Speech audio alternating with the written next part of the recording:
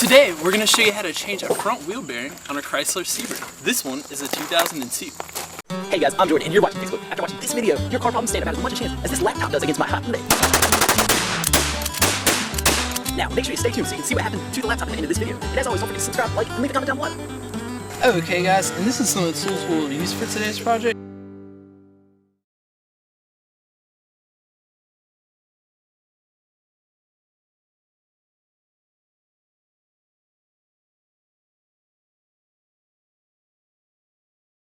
Okay guys, and the first thing we're going to want to do is remove your plastic center cap, and to do that you can take a flathead screwdriver and just reach back in there, and your center cap's going to look something like that, and just pop them out. Just pops out with a flathead screwdriver. Next, go ahead and remove all your lug nuts.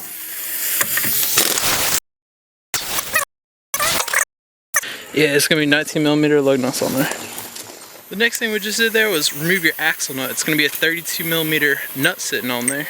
And yeah, just take it off. If you're not using an impact, you're going to want to leave the vehicle on the ground and remove your center cap, and then take a big breaker bar with your 32mm socket.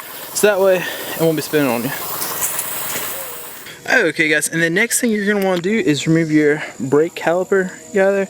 And in order to do that, we have these little plastic guys here that are covering your fasteners that's holding that caliper in there. So you need to go ahead and remove those plastic caps.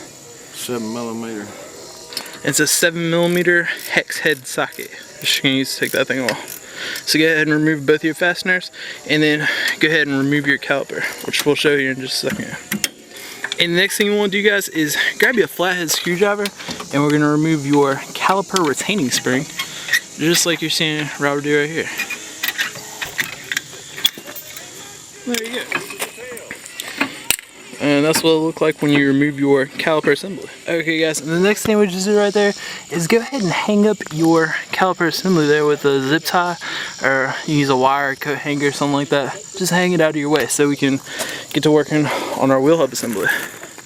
Okay guys, and the next thing we're going to do is remove the caliper bracket. We've got 18mm fasteners holding your bracket in, and you just saw where he was working on that first one, and then one up there. So once you remove those two fasteners, you'll just set your caliper bracket off to the side.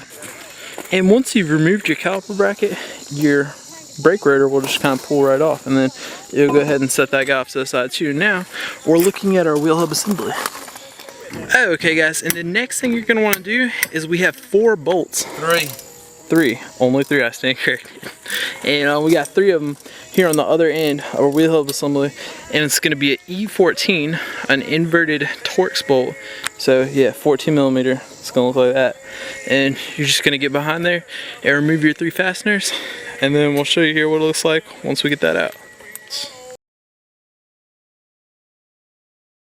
That's what happens once you remove the bolts. It's as simple as that, folks. Your hole should line up.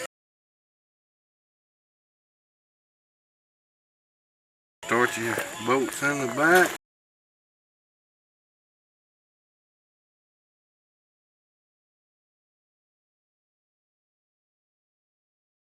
Now what's this job normally call for, like 2 hours?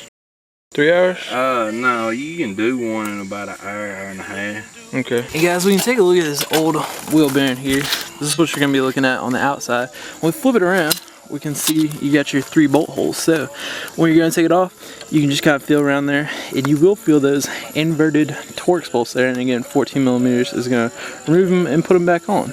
And when you go to put them back on, you just want to snug them on there good and tight.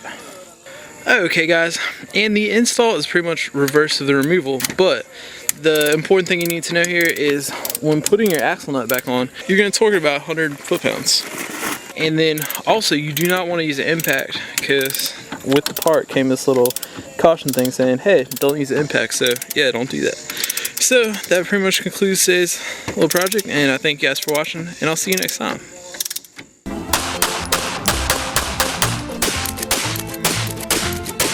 Thanks for watching, guys, and don't forget to subscribe so you can catch all my new videos, which publish Mondays and Fridays at 9 a.m. Pacific Time, 10 a.m. Mountain Time, 11 a.m. Central Time, 12 p.m. Eastern Time, and I will see you then.